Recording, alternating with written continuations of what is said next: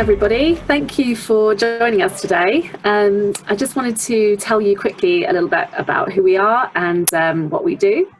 So my name's Claire Porter, and these are my colleagues Claire Russell-Jones and Miguel Afonso. And we work together at the Bespoke Agency, which is a PR and marketing agency with a heritage of about 40 years in the graphic arts industry. So well established in this industry. And Miguel has been at Bespoke for a number of years, but he actually still falls into the category of the young guns. So not only does he share this age bracket with these inspiring speakers we've heard from today, he also shares their drive and passion and skill. And he's probably, one of our most accomplished account directors within the agency. So we're really excited to be talking to him today. So in this session, Claire and I are going to be asking Miguel basically how he feels PR and marketing has changed this past year due to COVID-19, and whether or not there's been more of a sort of move to digital communications, and why that is, and how you can sort of remain effective doing that shift. So Miguel, to start off with, tell us what's changed this year due to COVID. Thanks, Claire, for having me. Appreciate it. Yeah, obviously a lot's changed. Today's world, not just within business, but obviously society as well. But for our clients, it's obviously been a massive sort of had a massive impact, and we've had to shift accordingly with the type of communications that we're doing, whether that be marketing, PR, digital. And we very much had to look at how we overcome some of the traditional methods that have been impacted. I mean, most notably for starters is the lack of physical interaction. If you think about travel, all the restrictions, the large gatherings, the impact that that's had on our event sector, which unfortunately has been hit very hard. Yeah, so this year was supposed to be a Drupal year for us, wasn't it? So exactly. I mean, yeah, exactly, the biggest of them all. So these provide typically a major platform for our clients to obviously interact with their customer base, prospective customers, media, to demonstrate whether it's new products or just to tell their own story. And this, is still no better way to do business than in the physical. So we've now looked at different ways, and we'll talk about it shortly, at how we can basically maintain that visibility in what is essentially a more digital world. We can't deny that. So, but we need to look at consumer behaviour as well, in which consumers are now sourcing their information at this current climate, locked up at home, not physically interacting with clients again. There's a boost in online. So it's a very noisy crowd. Is how do we differentiate from that? Yeah. But also from a media relations standpoint, they're not travelling. So whilst obviously this increases, you would think the amount of time they have for editorial, it's in reality not. We're facing instances where editorial staff numbers are down. Issue numbers have been cut from maybe monthly to bi-monthly. So the key in working with our clients is to ensure that every bit of content that we deliver is as compelling as possible, because it's very competitive right now to share a voice. So we need to appreciate, and I think viewers will need to appreciate, is that the editors right now are time poor. So yeah, there are lots changed. We'll talk about some of the more specifics now and how we actually overcome that. Great. So tell us a bit about how you've changed your approach then this year to adapt to all of this change. Well, for starters, we could run off and tell our clients straight away, you need to be doing this tactic or this tactic to boost your profile. But the reality is, I think it's offered a great opportunity for businesses to almost go back a few steps and revisit their marketing strategies. Are the business objectives in this new world still the same? In many cases, not. And so we have to look at aligning every bit of marketing and PR activities to those objectives. So I think the first bit of advice I can give is use this as an opportunity to revisit the marketing strategies and align to business objectives to see whether that still resonates and is on point. Yeah. And then So it's the same process, really. It's the same process, really, but it just, your strategy might have to change accordingly to the new methods. Exactly, and it's messaging. The messaging might not be the same, might not resonate with a new market that's completely been turned up on its head. So that's a process that I would initiate for starters, and then I'd look at we'd look at then how do you optimize each different channel.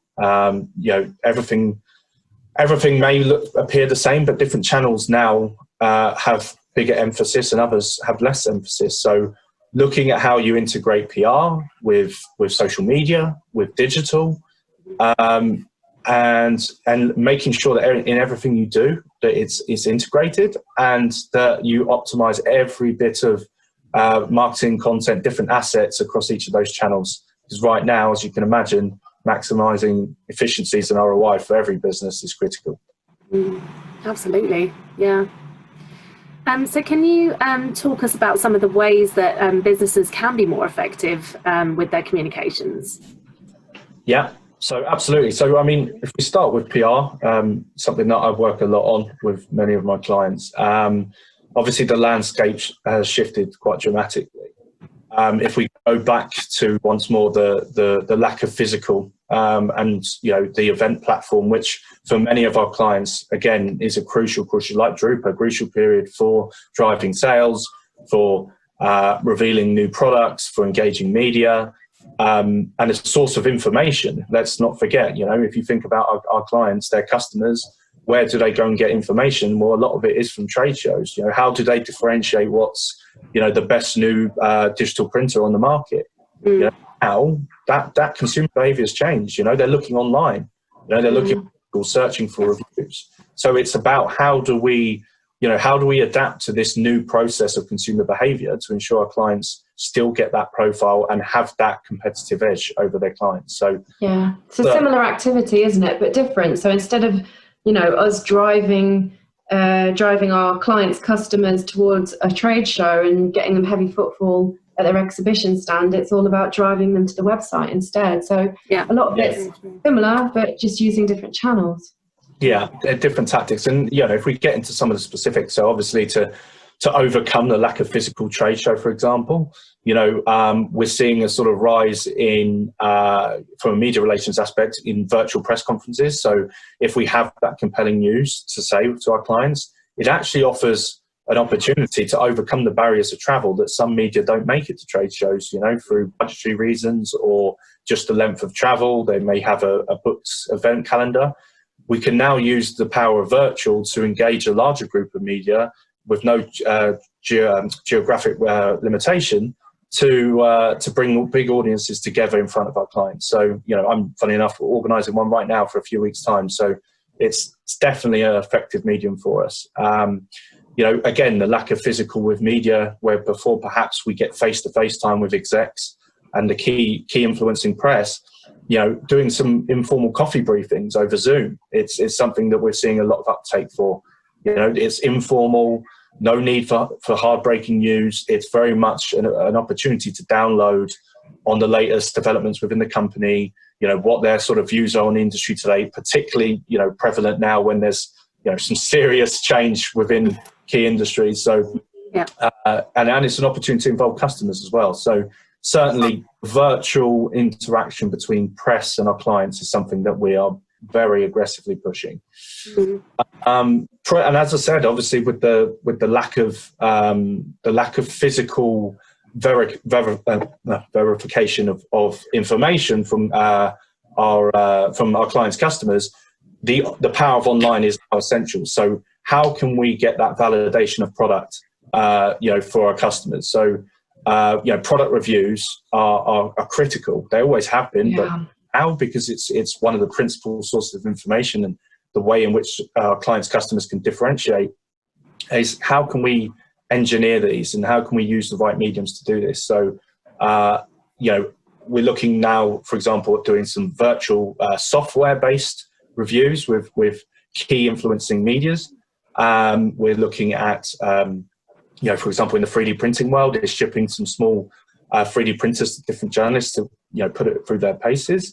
and looking at ways in which we can aid that consumer buying decision. And then, other things again is, and this is more sort of reflecting again on the fact that media are time poor, is this offers the opportunity to actually contribute articles. That may obviously seem like a resource intensive job, but actually what it does is enable our clients to own and steer a conversation within a publication. So it's a good profiling technique, and obviously raises their sort of thought leadership acumen within that specific publication. So good opportunity there. And lastly, again, if we're trying to raise the sort of thought leadership profile of our clients within the media, typical activities, speaking opportunities and these kind of things like roundtables that again would have done in the physical, it's now how do we optimize those within the virtual. So again, speaking opportunities, there's a whole host of, we've all seen it, how the uprise of digital summits and virtual events. So again, if you're going to do it, we need to ensure, and what we can work with you on this, is to make sure that there's a compelling message and something that's going to add value to viewers. But certainly industry roundtables, panels with analysts, customers, stakeholders from across the industry is certainly something that it can add a lot of value, and then also be recorded, and used as editorial at a later date as well. So, there's really a good ROI there. But, one of the biggest, and I would say this over and over to clients, is, with media relations, is do not look at it as a standalone channel. PR is certainly something that can add a lot of value, especially as top level awareness, as part of the marketing mix. But I think that PR can actually add a lot of value to some of the other channels.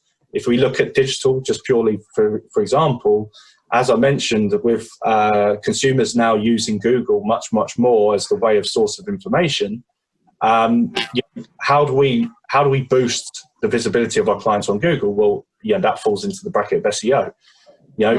Typically companies spend a lot of money on SEO, but actually there's a lot of things you can do organically to boost your SEO, and PR can play a key role within that. So, in every content you develop, making sure you have the right backlinks to the website, having the right keywords that are going to boost that organic profiling on the Google search, which again, for helping customers reach you is critical. So I think the key message here is make sure that all your activities from PR and the rest are all integrated, because there's a lot of efficiencies you can actually make. Okay, that's really interesting. So in terms of these other channels then, can you give us some tips on how they can best be leveraged? Absolutely. So, as I said, a lot of my work with clients is around media relations, but we're also consulting on how they can optimize what we're doing with PR and the content we're developing across different channels.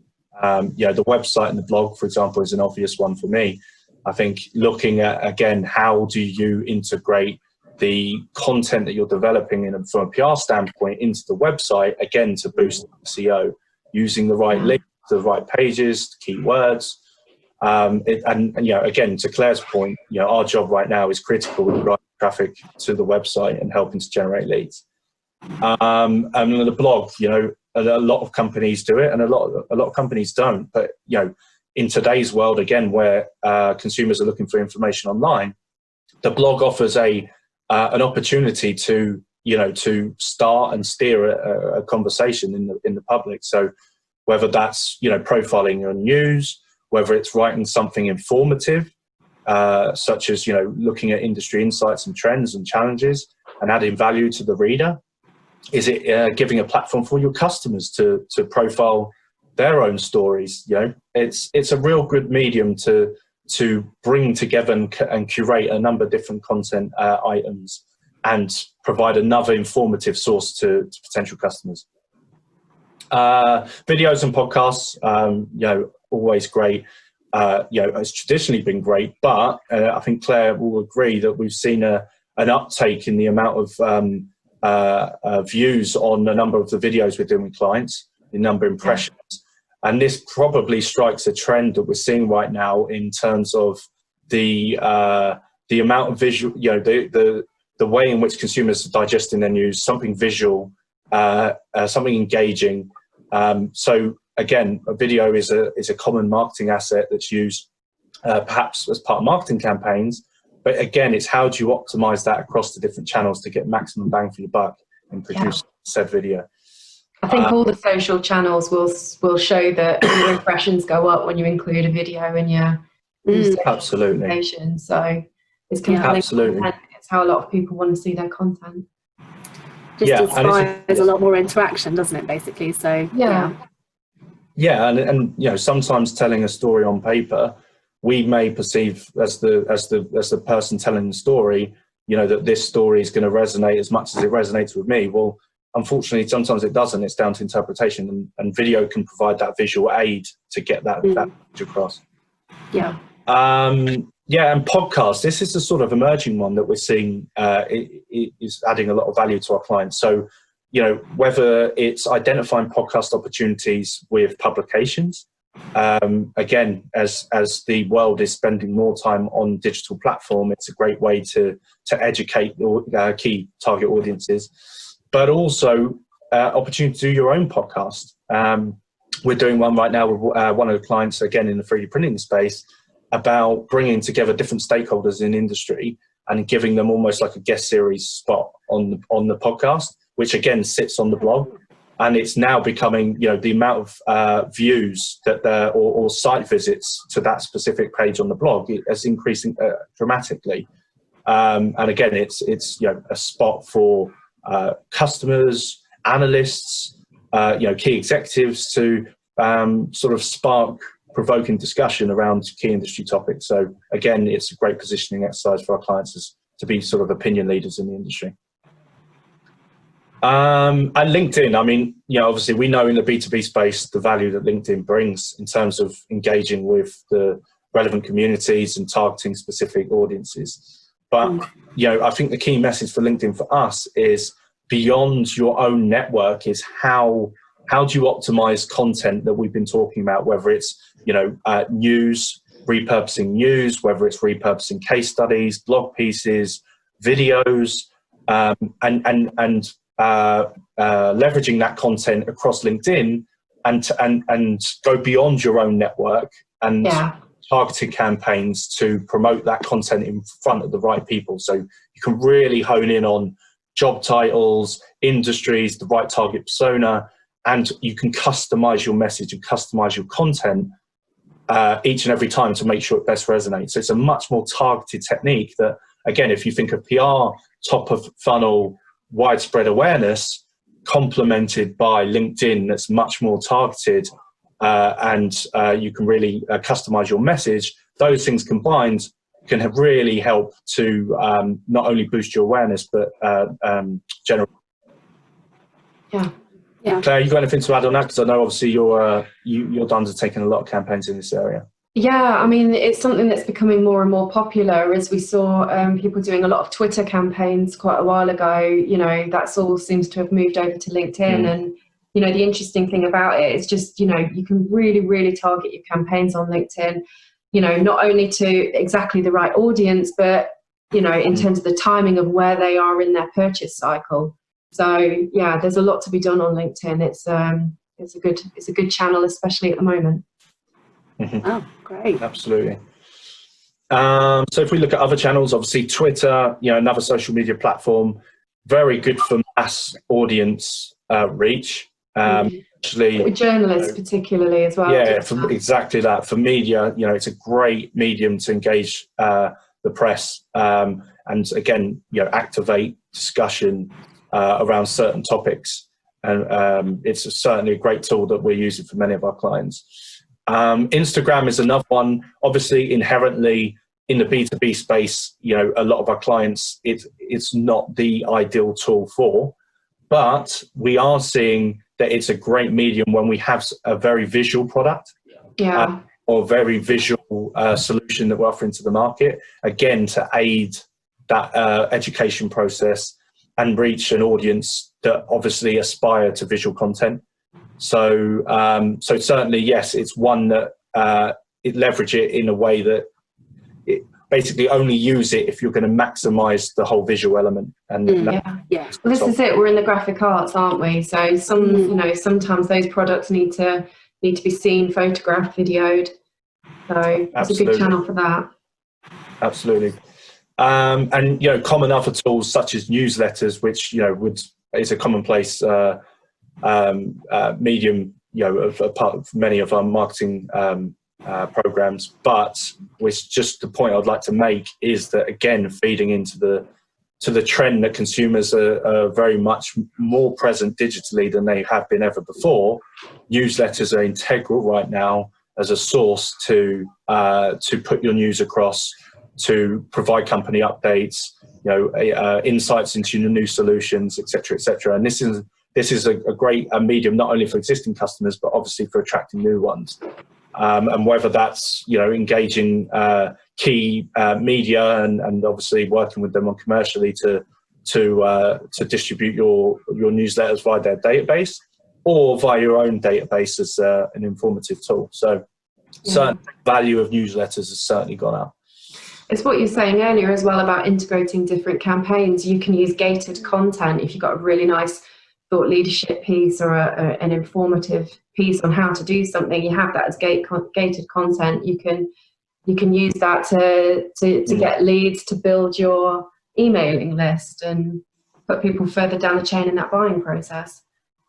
Yeah, I mean, certainly when we talk about the key takeaways at the end, I think that is one of the key points is for hopefully the learning from this is to not see every single channel as an independent channel, but the value of integrating everything you do across every single channel, re-optimizing content, and sort of customizing the message appropriate to that specific channel. So thanks, Claire. And mail shots, obviously digitally, again, this is something that right now with the world all tuned in, it's another medium that can add a lot of value in communicating. But what I would like to stress, and this is probably the surprise point, given that all I keep being on about is digital, is that actually we're finding that the physical direct mail is actually now an opportunity that's wide open because it's a way of engaging the press while they're at home, and in ways where they're not overloaded with other content physically. And I'll give you an example. Press and customers, right? Press and customers. I mean, I'll give you one example we just done with the media recently, a few months ago for my 3D printing client, was that we launched a new solution around basically the first 3D printer that can mimic human tissue. And for surgeons looking at doing different surgeries on hearts, for example, we looked at how could we best put across the message and how realistic this mimicking is. It's something so visual and you have to feel it in your hands. So we basically did a direct mail campaign for our client where we basically had them print off a series of these heart models and basically posted them to the media in order for them to really get up close and personal and to feel it for themselves, to not just take our word for it and actually understand how significant this milestone is in the sort of medical space. And not only did we get great feedback, but for our client, the in-depth nature of each of the articles written was so comprehensive, and you can tell the buy-in from the press compared to a simple press release was just unrivaled. So again, it's something that it's a medium that we're looking to explore further when, again, you have that needs to touch it, feel it, see it beyond just your traditional press release. Yeah, I think it's a premium medium now. It's a premium channel, isn't it? Where people think if you've gone to the effort to send something physically, then they feel a bit warmer about the sender. Yeah. Great. Anything else on that one, or is that? No, I guess to wrap up, we probably there's a lot to digest, and I think to sort of sum it all up in terms of what the key takeaways would be, I guess fundamentally is understanding, firstly, and accepting that the world has changed. What does that mean for the way in which your prospective customers are consuming information. So it's factual. We've seen the data, the rise in online and digital sourcing of information from consumers. So we obviously have to adapt marketing strategies for that and ensure that every single communication is adapted for that new consumer trend. And looking at channel by channel, how digitally, as well as traditionally where obviously it's still appropriate, can we optimize and ensure that that message is appropriately conveyed and reaching the right audience. And then if I segment it into a few different areas, if we, in terms of how the sort of key takeaways, if you think of PR, for example, which is more the top of funnel, looking at that sort of building wider awareness of a particular brand or even a solution, looking at market education, that kind of activity is how do you use the media effectively? They're going through their own struggles as much as businesses are. It's understanding what their needs are today, looking at or ensuring that, in these challenging times, that we deliver them content that is best meeting their requirements, looking at ways to make their lives easier. Say, for example, you've got news items, looking, instead of putting one news item out every single week for 4 weeks, how can you bundle those all in together to make the life of the journalist much, much easier and give them a heads up and giving them time, using things like embargoes and exclusives to give them the time to dedicate to the story instead of just throwing at them on the day. Small little tips like this, but again, it's looking at how to adapt to this new media landscape and also, take advantage of the opportunity for contributed articles. That's another way to help them when they're so time poor at the moment. If we then look at, for example, lead generation, that's a blend of PR and digital. Looking at ways to validate the first claims that I was talking about in terms of market education, looking at how to leverage customers, how do you interface the customers virtually and digitally with media, because they're the ones who are going to provide that credibility that's going to help sales and generate leads. But also from a sort of marketing aspect is how do you overcome the things like, previous sort of conversion tools like webinars and open houses, and how can you do that digitally? We're seeing, many of our clients are pushing these virtual webinars, bringing customers on board, again, to drive a specific message and help generate leads and also conversion as well into more meaningful discussions. But also, like I said, digital is how do you optimize yourself within that new consumer trend of Google search. So obviously, SEO is a whole discussion for itself, but how can you leverage PR, for example, to optimize your digital presence, optimize your organic SEO position. And yes, you utilize things like the blog and the web, again, to add your website to add further value to your SEO profiling. And lastly, in these tough times, it's an opportunity to be part of the conversation, identify trend discussion that's happening in the industry today. What hot buzz topics that the media are talking about, and find clever ways to engage your clients within that. How do you be part of that conversation, and sometimes come up with ideas to start a conversation and engage influencers and commentators within that conversation. And then again, once you do that, then it opens up the opportunity to reuse and rehash that content on the blog, on LinkedIn, and all the other channels that we mentioned before. Again, repurpose. Exactly. Repurpose, optimize the keywords. And, in these tough times, what better way to finish? Everyone will recognize that right now it's all about maximizing efficiencies and getting maximum ROI. And those words in terms of repurposing and optimization are probably the most prominent two words that I could leave it. Fantastic. Well, thanks so much for being part of this conversation, Miguel and Claire. I enjoyed it. Thank you. Great. Thanks, guys.